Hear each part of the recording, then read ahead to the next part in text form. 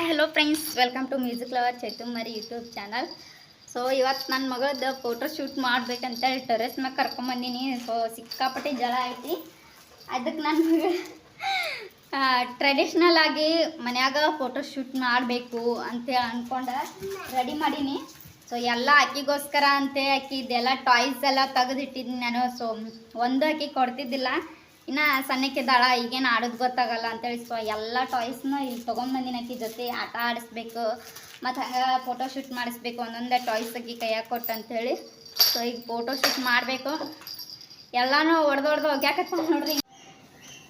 So photo shoot ಏನು success ಆಗಲಿಲ್ಲ. So ಯಾರ್ದಾದ್ರೂ photo shoot ಮಾಡ್ಬೋದು, ಆದರೆ ಈ ಪಾಪ ತಾನೇ ನೋಡಿ ಪಾಪ ಅಂದ್ಕೊಳಕತ್ತಾಳ. ಸೊ ಯಾರ್ದಾದ್ರೂ ಫೋಟೋ ಶೂಟ್ ಮಾಡ್ಬೋದು, ಆದರೆ ಈ ಹುಡುಗರ್ದಂತರೂ ಫೋಟೋ ಶೂಟ್ ಮಾಡೋಕೆ ಆಗೋದಿಲ್ಲ.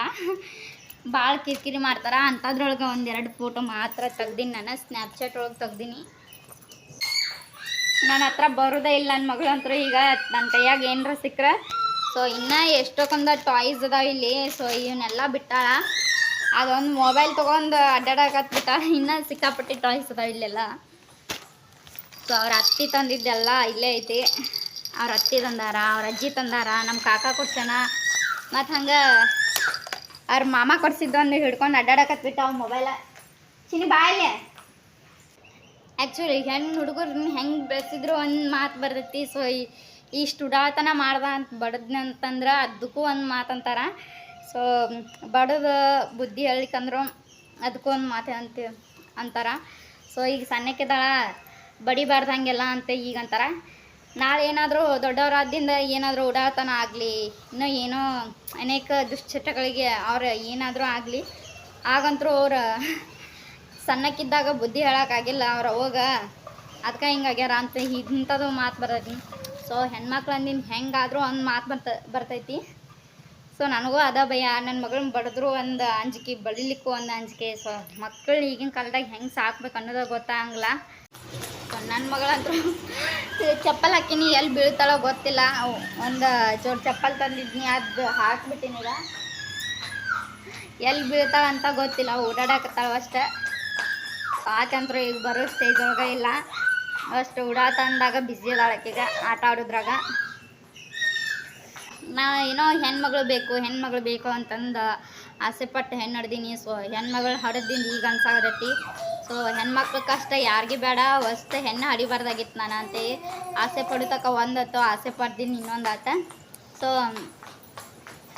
ಹೆಣ್ಣು ಯಾಕೆ ಹಡಿಬಾರ್ದು ಅಂತಂದ್ರೆ ಹೆಣ್ಮಕ್ಳು ಹೆಂಗೆ ಬದುಕಿದ್ರು ಒಂದು ಮಾತು ಅನ್ನಿಸ್ಕೋಬೇಕಾಗುತ್ತೆ. ಸಣ್ಣವ್ರಿದ್ದಾಗಿಂತ ಹಿಡಿದು ವಯಸ್ಸಾಗಿ ಮುಪ್ಪಾಗುವವರೆಗೆ ಹೆಣ್ಮಗಳು ಒಂದು ಮಾತು ಅನ್ನಿಸ್ಕೊಳತ್ತಾಳ.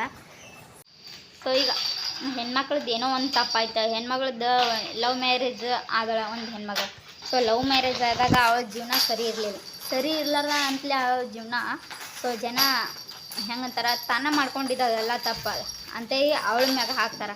ಹಂಗೆ ತಂದೆ ತಾಯಿ ಒಪ್ಪಿಗೆನೋ ಗುರು ಹಿರಿಯರ ಮಾತಿನ ಒಪ್ಪಿಗೆ ಮ್ಯಾಗ ನಡೆದಾಗ ಆಕೆ ಜೀವನ ಹದಗೆಡ್ತಂದ್ರೆ ಸೊ ಆಕೆ ಹಣೆ ಬರ ಇದೆ ಅಂತ ಈ ಥರ ಹೇಳ್ತಾರೆ. ಸೊ ಹೆಣ್ಣಿಗೆ ಯಾವ ಥರ ಮಾಡಿದ್ರು ಹೆಣ್ಣಿಂದ ತಪ್ಪು, ಆಕೆ ಸರಿ ಜೀವನ ಮಾಡಲಿ ತಪ್ಪು ಜೀವನ ಮಾಡಲಿ, ಹೆಣ್ಣಿಂದ ತಪ್ಪು ಅನ್ನೋ ಥರ ಇರ್ತೈತಿ. ಸೊ ಹೆಣ್ಮಕ್ಳು ನಡೆದ್ರೆ ಜಾಸ್ತಿನ ಪ್ರೊಸೆಸ್ ಇರ್ತೈತಿ. ಅವ್ರನ್ನ ಸಾಕಬೇಕು, ಸಲುಬೇಕು, ಅವ್ರಿಗೆ ಅಂತ ದುಡಿಬೇಕು. ಈಗ ಆ್ಯಕ್ಚುಲಿ ನಿಜ ಹೇಳ್ಬೇಕಂತಂದ್ರೆ ನನಗೆ ಈಗ ಈ ಥಾಟ್ ಬರಾಕತ್ತೈತಿ. ಏನಂತಂದ್ರೆ ಗಂಡು ಮಕ್ಳನ್ನ ಹಡಿಯೋದು ಭಾಳ ಚಲೋ ನೋಡ್ರಿ. ಯಾಕಂದ್ರೆ ಹೆಣ್ಮಕ್ಳನ್ನ ಹಡಿದ್ರೆ ಅಷ್ಟು ದುಡಿಬೇಕು, ಇಷ್ಟು ದುಡಿಬೇಕು. ನಮ್ಮ ತಂದೆ ತಾಯಿ ಯೋಚನೆನೂ ಹಿಂಗೆ ಇರ್ತೈತಿ. ಸೊ ಇವತ್ತು ಎಷ್ಟು ದುಡಿದ್ರೆ ಎಷ್ಟೆಲ್ಲ ಅರ್ನಿಂಗ್ ಮಾಡ್ಬೋದು ನಾವು ಇಂಥದ್ರಾಗ ಯೋಚನೆ ಮಾಡ್ತಿರ್ತಾರೆ. ಆದ್ರೆ ಗಂಡು ಹಡ್ದಾರ ಆ ಥರ ಅಲ್ಲ. ಯಾವಾಗಲೂ ಗಂಡು ಮಕ್ಳನ್ನ ಹಡ್ದೀವಲ್ಲ ಅವ್ರು ತಂದು ಹಾಕ್ತಾರೆ ಬಿಡು, ಯಾಕೆ ಚಿಂತೆ ಮಾಡಬೇಕು ಅಂತ ಈ ಥರ ಇರ್ತೈತಿ. ಸೊ ಹೆಣ್ಣು ಹಡ್ದಾರ ಯಾವಾಗಲೂ ದುಡಿಬೇಕು, ನಾವು ಹೆಣ್ಮಕ್ಳಿಗೆ ಮಾಡಬೇಕು ಅಂತ ಈ ಥರ ಇರ್ತೈತಿ. ನಾ ಎಷ್ಟೋ ಸಲ ಕೇಳೀನಿ ಇದನ್ನು. ಈ ಥರ ಚೀರಾಡ್ಕೊತ ಓಡಾಡಕತ್ಬಿಟ್ಟಾಳ. ಈ ಹುಡುಗರು ಫೋಟೋ ಶೂಟ್ ಮಾಡ್ಬೇಕಂತಂದ್ರೆ ಏನಿಲ್ಲ ಅಂತಂದ್ರು ಒಂದು ಇಬ್ಬರಾದ್ರೂ ಬೇಕಾ. ಉಮ್ಮ ಕೊಡು ಮೊದಲು, ಫಸ್ಟ್ ಉಮ್ಮ ಕೊಡು ಪಾಪಾಗ. ಗುಂಡು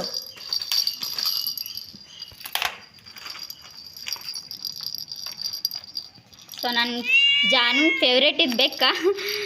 ಅದಕ್ಕೆಲ್ಲ ಪಾಪ ಉಮ್ಮ ಕೊಡೋದು ಬದಲಿ ಯಾಕೆ ಬಡ್ದ ಬಿಡ್ತಾಳ. ಅಷ್ಟು ಅದಕ್ಕಂತೂ ಕಾಟ ಕೊಟ್ಟಾಳ. ನನ್ನ ಮಗಳ ಸಲುವಾಗಿ ಬೇಕು ಜಾಸ್ತಿನೇ ಫೀಲ್ ಮಾಡ್ಕೊತಿತ್ತಂತ ಅನ್ಸುತ್ತಾ ಅಷ್ಟು ಕಾಟ ಕೊಡ್ತಾಳೆ ಅದಕ್ಕಂತರು.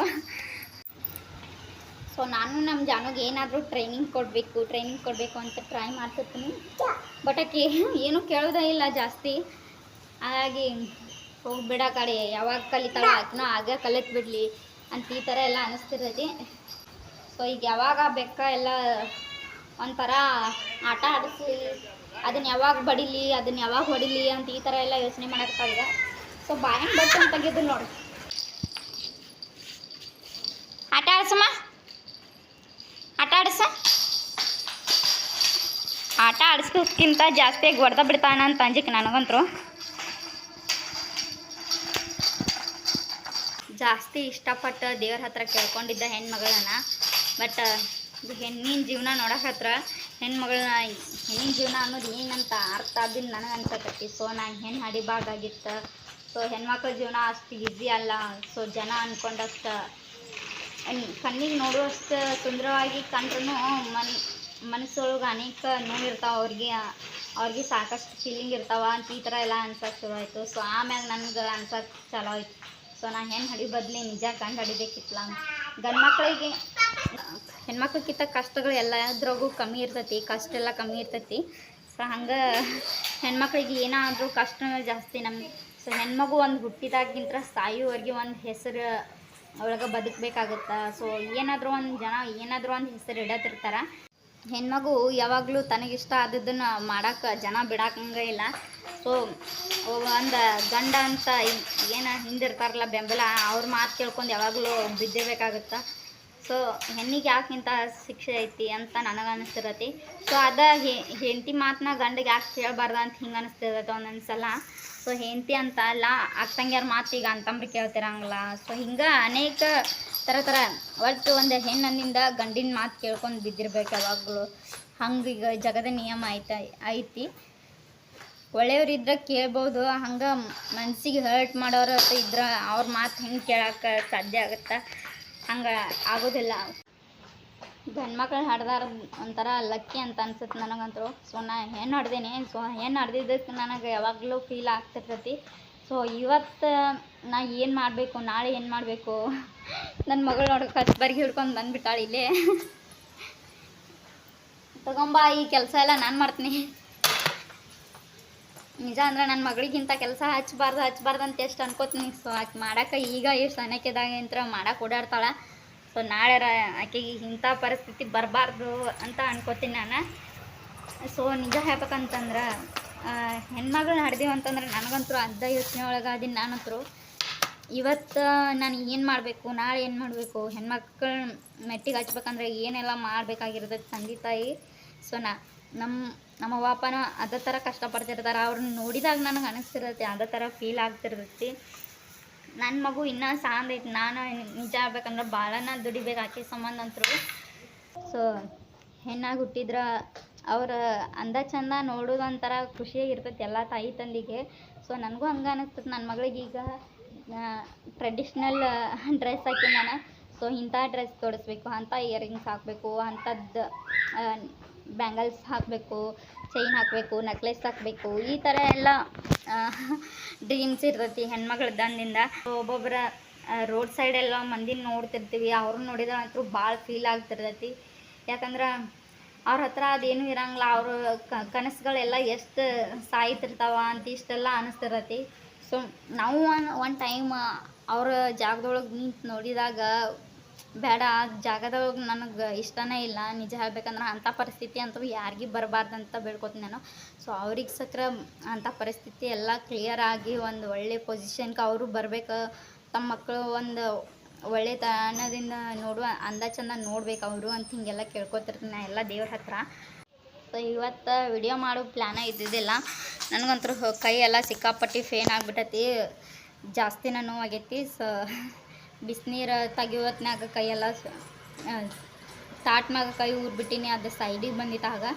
ಸೊ ಹಂಗಾಗಿ ದೊಡ್ಡ ಗುಳ್ಳಿನೇ ಎದ್ಬಿಟ್ಟೈತಿ. ಇಷ್ಟೊತ್ತನ ಮಲ್ಕೊಂಡಿದ್ನಿ, ಒಂಥರ ಕೋಲ್ಗೇಟ್ ಅದಕ್ಕೆಲ್ಲ ಪೇಸ್ಟ್ ಮಾಡಿ ಮಲ್ಕೊಂಡ್ಬಿಟ್ಟಿದ್ನಿ ಒಂದು ತಾಸು. ಸೊ ಹಂಗಾದಿಂದ ಒಂದು ಸ್ವಲ್ಪ ನೋವು ಕಮ್ಮಾಗೈತಿ.